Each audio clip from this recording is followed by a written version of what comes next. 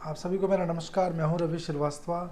ये वीडियो उन सभी लोगों को समर्पित है जो लोग ब्रोशर को सही ढंग से नहीं पढ़ पाए हैं या फिर वो लोग जो उस ब्रोशर को ठीक से पढ़ने में सक्षम नहीं हैं।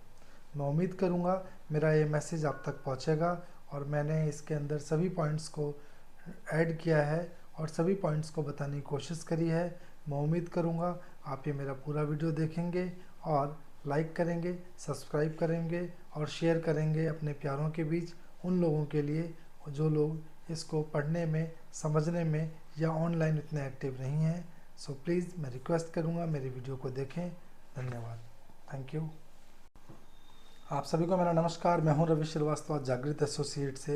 एक बार फिर आप लोगों के बीच में आया हूं डीडीए के ई ऑक्शन के ब्रोशर को लेके।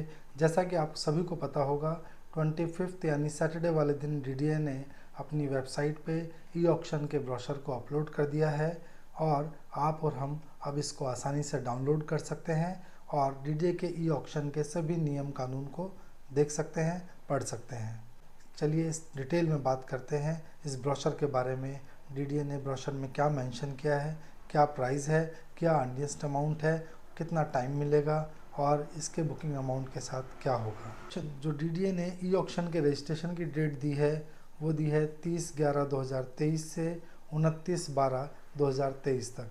इस बीच में आप लोग अपने आप को इसमें रजिस्टर्ड कर सकते हैं ई ऑक्शन के लिए और आगे पार्टिसिपेट कर सकते हैं और 1 जनवरी को आप अपने एप्लीकेशन को सबमिट कर सकते हैं डीडीए की ऑफिशियल वेबसाइट पे ई ऑक्शन के पार्ट से।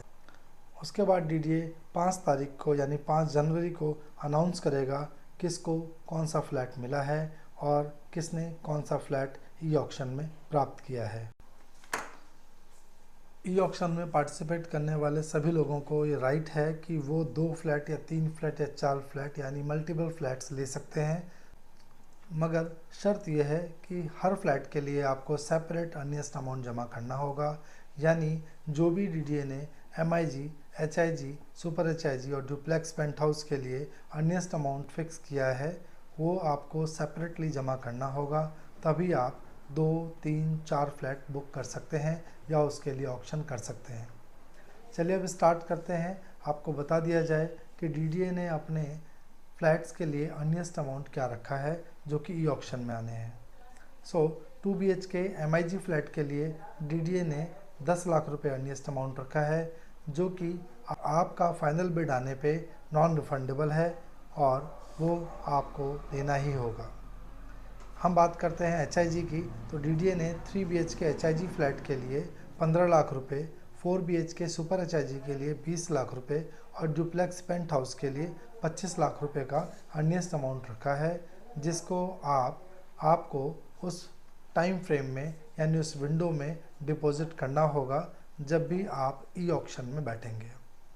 ई ऑक्शन में बिडिंग कैसे होती है, इसके लिए डीडीए ने अपना 28 तारीख को यानी 28 नवंबर को एक हेल्प डेस्क ओपन किया है जो कि विकास सदन में है। आप वहां पे जाके बिडिंग के प्रोसेस को समझ सकते हैं और आप अपनी बिडिंग को अपने हिसाब से बिड कर सकते हैं। एक अच्छी बात ये भी है कि डीडीए ने मिनिमम यानी जब भी हम बिडिंग करेंगे तो मिनिमम 1 बिड होना ज़रूरी है। उसके बाद आप मैक्सिमम 50 बिडिंग कर सकते हैं और उसकी एक लिमिट है। 5 मिनट का एक्सटेंशन मिलेगा और टोटल जो बिडिंग है 20 मिनट तक चल सकती है, यानी 15 मिनट की नॉर्मल बिडिंग और क्योंकि लोग बिडिंग कर रहे होंगे तो 5 मिनट की एक्सटेंशन और मिलेगी, तो टोटल बिडिंग टाइम होगा 20 मिनट्स आफ्टर 5 मिनट एक्सटेंशन। अब आपको बताते हैं जो ई ऑक्शन में बिडिंग होगी उसके लिए हम कितने मल्टीपल यानी कितने प्राइस से बिडिंग कर सकते हैं। यानी एमआईजी फ्लैट के लिए 50,000 रुपये रखा गया है, यानी अगर किसी ने 1,45,00,000 रुपये लगाए हैं तो आपके पास मिनिमम 1,45,50,000 रुपये की बिडिंग होगी और इसी तरीके से 50,000 रुपये जंप करना होगा। 3 BHK के लिए 1 लाख रुपये का है, 4 BHK के लिए 1.5 लाख और डुप्लेक्स पेंट हाउस के लिए 2 लाख रुपये पर बिड है। लोगों के मन में एक बात ये भी आ रही है कि अगर बिडिंग के टाइम पे हमारा बिड नहीं सक्सेसफुल हो पाया तो हमारे पैसे कैसे रिटर्न होंगे। तो डीडीए ने ये बिल्कुल क्लियर किया है कि जिस बिडर की बिडिंग नहीं हो पाती है या वो सक्सेसफुली उसमें पार्टिसिपेट नहीं कर पाता है तो उसके अर्निएस्ट अमाउंट को विदिन 30 डेज उसके सेम अकाउंट में रिटर्न कर दिया जाएगा जिस अकाउंट से बिडर ने अर्निएस्ट अमाउंट को डिपॉजिट कराया था। मान लीजिए आपने बिडिंग में पार्टिसिपेट किया और आपने बोली लगा दी। बोली लगाने के बाद आप पीछे नहीं हट सकते और अगर किसी वजह से वो फ्लैट आपकी बोली पे आपको सेट होता है तो आपको वो अमाउंट यानी जो बैलेंस अमाउंट है वो डिपॉजिट करना ही होगा। आप पीछे नहीं हट सकते। पीछे हटने की कंडीशन में आपके अर्निएस्ट अमाउंट को फॉरफिट कर लिया जाएगा। वो दो ही कंडीशन में है, या तो आप बिड कर चुके हों या तो फ्लैट आपका निकल चुका हो। बिड होने के बाद आप पीछे नहीं हट सकते और फ्लैट यानी बिड फाइनल होने के बाद आप अपने पैसे वापस या कैंसिल नहीं कर सकते। प्लीज़ आप लोगों से रिक्वेस्ट है अपना इंटरनेट को चेक कर लें, उसकी स्पीड को चेक कर लें, नहीं तो एंड टाइम पे जिस दिन आप बिडिंग में बैठेंगे और आपके इंटरनेट ने आपको धोखा दे दिया तो कहीं ना कहीं आपको नुकसान हो सकता है। इसीलिए आप प्रॉपर इन सब चीज़ों का इंतज़ाम कर लें और बिडिंग में बैठने के लिए अपने आप को प्रिपेयर करें हर तरीके से, चाहे वो पैसे हो यानी आपका अकाउंट, चाहे वो इंटरनेट हो और बाकी डॉक्यूमेंट्स। आप लोगों को इस बात का भी ध्यान रखना होगा जो भी डॉक्यूमेंट्स आप सबमिट करें कृपया करके वो वेरीफाइड हों यानी जेन्युइन डॉक्यूमेंट्स हों। सो प्लीज़ सभी डॉक्यूमेंट्स को अच्छे से देख के इनकी सभी टर्म्स कंडीशन को पढ़ के ही आप इसमें आगे बढ़ें ताकि आपकी गाढ़ी कमाई है उसका नुकसान आपको ना हो। कृपया करके इसका भी ध्यान रखें। डीडीए ने अपनी तरफ से हर तरीके से पल्ला झाड़ लिया है। डीडीए ने सारी बात बिल्डर पे डाल दी है कि फ्लैट भी आपको देखना है, चीज़ें भी आपको समझनी है, जैसा फ्लैट हम दिखा रहे हैं वैसा ही फ्लैट आपको दे रहे हैं। बाद में आप ये नहीं बोल सकते कि हमारे यहाँ फ्लैटों में ऐसा मिलता है, हमें ऐसा मिला था। तो अच्छे से फ्लैट को एग्ज़ामिन कर लें, लोकेलिटी देख लें, फ्लोर देख लें, उसकी लोकेशन देख लें, फ्रंट बैक क्या है कैसे है उसको देख लें, समझ लें, उसके बाद ही बिडिंग में उतरें और आपको इसके लिए भरपूर टाइम दिया जा रहा है। डीडीए ने इस बात को भी क्लियर कर दिया है कि अगर सक्सेसफुली आपको ई ऑक्शन में फ़्लैट मिल जाता है और किसी रीज़न से आप उसको सरेंडर करना चाहते हैं, इसमें कोई चांस नहीं है आपके पैसे फॉरफिट कर लिए जाएंगे। इसीलिए बहुत ध्यान से आप बिडिंग में पार्टिसिपेट करें और अपना ख्याल रखें और अपनी गाढ़ी कमाई का ख्याल रखें। डीडीए ने इसमें रिजर्वेशन का भी खास ख्याल रखा है जिसके अंदर 15% एससी कैटेगरी यानी शेड्यूल कास्ट कैटेगरी को दी गई है। 7.5% जो है एसटी कैटेगरी को दिया गया है यानी शेड्यूल ट्राइब को। 1% कैटेगरी वार विडो की है जो कि रिजर्वेशन में है। 5% फिजिकल डिसेबल को दिया गया है एंड 1% एक्स सर्विसमैन को रिजर्व कैटेगरी दी गई है जिसके तहत वो अपनी कैटेगरी के अकॉर्डिंगली इसमें अप्लाई कर सकते हैं और ऑक्शन में पार्टिसिपेट कर सकते हैं। आप डीडीए में मल्टीपल फ्लैट्स के लिए अप्लाई कर सकते हैं मगर हर फ्लैट के लिए 2500 रुपये से आपको एक नया अकाउंट बनाना होगा और आप अपने सेम नाम पे कई अकाउंट भी बना सकते हैं। बट डीडीए का मकसद ये है कि हर अकाउंट पे 2500 जो कि रजिस्ट्रेशन फ़ीस है, नॉन रिफंडेबल, नॉन एडजस्टेबल, और हर फ्लैट के लिए आपको उसका एक अर्निएस्ट अमाउंट जमा कराना होगा। अब सवाल उठता है कि क्या जो डीडीए ने प्राइस रखे हैं क्या उसका वर्थ है।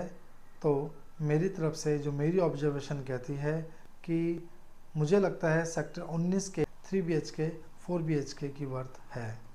वो इसलिए क्योंकि द्वारका में अभी जितने भी फ्लैट्स हैं वो सभी 20 साल से 24 साल 25 साल पुराने हैं और उनकी हालत खस्ता हो गई है।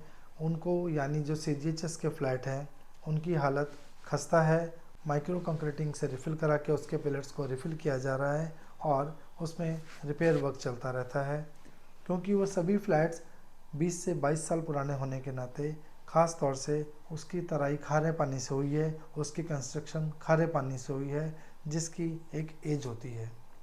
ये सभी फ्लैट अब जो नए बने हैं ये आने वाले 20 साल के बाद जब 20 साल पुराने होंगे तो पुराने बचे हुए फ्लैट 40 साल पुराने हो चुके होंगे और आप समझ सकते हैं कि 40 साल में सोसाइटी के फ्लैट्स की क्या हालत होने वाली है। उसी तरीके से उसका मेंटेनेंस की वैल्यू बढ़ेगी और हम उन फ्लैटों में रहेंगे जिनकी हालत खस्ता हो चुकी होगी। तो मेरी नज़र में डीडीए के ये फ्लैट वर्थ रखते हैं और आपको इसमें बिड करके एक लिमिट तक बिडिंग करके आपको अपना मनचाहा फ्लैट लेना चाहिए। 3 BHK फ्लैट 3 BHK के लिए मेरा तजुर्बा कहता है 2.5 करोड़ बेस्ट प्राइस है, बेस्ट बिडिंग है, क्योंकि ये डीडीए की ऐसी लोकेशन है। 3 bed 4 balcony with 3 bathroom. 4 BHK यानी सुपर HIG के लिए ये बिडिंग मुझे लगता है 3 करोड़ के आसपास जाने वाली है। और 5 BHK डुप्लेक्स जो टेस्ट वाले लोग हैं, जो पैसे वाले लोग हैं, इसको 6 करोड़ तक आराम से लेंगे। अब देखने वाली बात है मेरी ऑब्जर्वेशन कितनी सही है।